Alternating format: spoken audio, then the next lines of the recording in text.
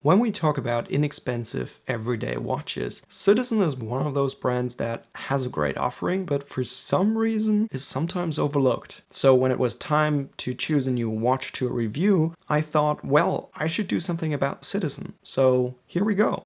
The Citizen NJ0100-46L is one of those very inexpensive watches that I did not really knew about. So this Citizen falls definitely into the category of a very, very affordable entry-level automatic watch. This watch is powered by a Miyota 8210 and is priced usually well below $200, which is a price point that I think is crazy because even Seikos have become a lot more expensive. But if this watch has the potential to rival the Seiko 5s for the wrist, we will see. First, some facts about this watch. The case measures 42mm in diameter and is 11.6mm high. The bezel might be a little high, but other than that, it looks like a very well-proportioned watch. It is not super heavy, but it is also not a lightweight watch, which gives some feel of quality. What makes this watch interesting to me is the very well thought out design that is a little bit vintage inspired and takes some cues from modern sports watches as well, but it, in my opinion, does not try to be something else. It's sort of its own thing, which is great, and it has a great play of light. And what I mean by that is every surface sort of feels accounted for. There's very fine grain brushing all around the case. Other parts of the case are very highly polished, and that makes for a great contrast. The design, I think, is smooth and flowing, but also has some sharp angles to it that catch the light and give a little bit of a sparkle. While we are at the exterior of the watch, we should look at the crown for a second, which is the only thing that I think is a little bit disappointing. It's sort of plain and a little bit boring. A logo on it would have been great, but well, it's what it is. It is grippy and it works well, but it is a little bit boring. The crown is also a simple push-in crown, which gives the case a water resistance of 100 meters. Let's move on to the dial. For me, the dial is like the real star of the show here, and that has, for one, to do with the amazing blue color. It's not a super deep dark blue, but it's still a vibrant and metallic color that, you know, with the stripes on it catches the light very well, and it just feels a lot more high quality than you probably would expect at a price point of $170 to $200. And what I especially like about the dial is the hour indicators on the dial are brushed and polished. The hands are also polished. And then we also have a date window, which has a small polished frame around it. I think one design compromise on this watch is the date window. Because the movement is a little bit smaller, because it's a little bit older, the number for the date is very small. And therefore the date window would be very small on the watch. And I think that's why it has a frame around it. And the date is sort of the only thing, if you look at the watch, that sort of quality-wise falls a little bit out of proportion, because that one looks a little bit cheap. But I can understand why they did that, because they simply just had this movement. But all in all, I don't think it's a big deal. And all in all, sure, if you look at it very closely, there are some compromises about the dial. But again, for $170, I haven't seen a Seiko dial in a very long time with that kind of detail. There's also a inlaid chapter ring between the dial and the crystal, and that chapter ring gives, again, more detail to the watch. What we don't find on the hands and on the dial is any kind of lume. I guess that is okay, because honestly I don't know when the last time was that I used lume on a watch for a practical application, aside from just entertainment. And I don't really miss it on this watch, and since it's a little bit more dressier anyway, I guess you don't need it.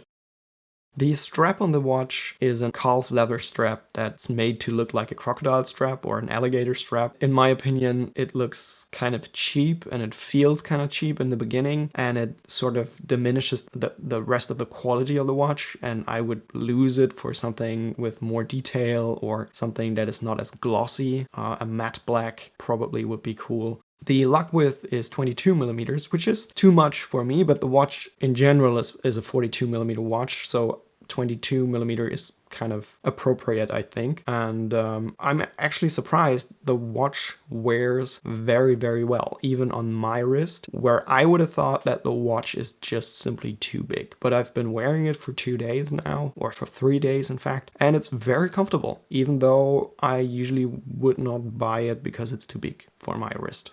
The buckle on it also is a simple pin buckle, but again, we're talking about 170 to 200 bucks here. Let's talk about the movement. The interesting thing about Citizen is that Citizen owns the manufacturer that makes the movements for this watch, and the manufacturer is actually Miyota. And the movement within this watch is a Miyota 8210, which is their sort of like basic date and center second movement that has quite a bit of history. I actually once made a video talking about this movement in particular. And so the general architecture from this movement is a little bit older, and that comes with some benefits and with some drawbacks. But generally, Miyota movements are regarded as very reliable movements, and so far I haven't had any problems with it. And in a minute we will talk about accuracy, and that's when we come back to this. The movement is a 3-hand automatic movement with an additional date indication. The date is a quick set date, so you can jump the date if you want to. The movement beats with 21,600 vibrations per hour and has a power reserve of 40 hours. I guess the power reserve is debatable, and maybe some people would expect more, but as I said, the general architecture of this movement is already a couple of years old. In fact, I think it's 20 or 30 years old. And well, 40 hours for your average everyday watch is totally fine. And it's hand winding, which also means that you can easily restart it if it ever runs out of power. So honestly, I don't mind the power reserve that much. Interestingly, the movement in this particular watch does not have a hacking second. Usually 8210s can be delivered with a hacking second. I don't know why Citizen chose not to use a movement with a hacking second in this watch. There are 8210s that have hacking, and there are 8210s that don't have hacking. Why that is, I just don't know. I can't tell you. And I tried to find an explanation. I just did not find one. And if you know more about it, write it in the comments. But as far as this watch goes, we don't have a hacking second. So again, if you want to know more about this movement, I made a separate video. The link to that video is in the description down below. Then let's talk about accuracy. From factory, Citizen says they are plus minus 20 seconds a day accurate, which gives a range of 40 seconds. It is a little bit more accurate than Seiko says for its NH series, but as with Seiko movements as well, in my experience, these movements can do a lot better. I had this watch on my wrist for the last 3 days. The actual difference was 21 seconds over the course of 3 days, and that was wearing the watch during the day and having it flat on the nightstand at night. Here are also some impressions on the time grapher, and I think the performance is actually quite good. Of course, the watch is very new, so I don't know how this would look like 4 months, 5 months, or a year into wearing this watch, but so far I'm actually quite happy with this one. So let's bring all of this to a quick conclusion. I think the value for money is very good on this watch, especially in light of the price jumps that we have seen in recent months and years, and in light that this very, very inexpensive category of watches, around 100 to 150 bucks, is slowly disappearing.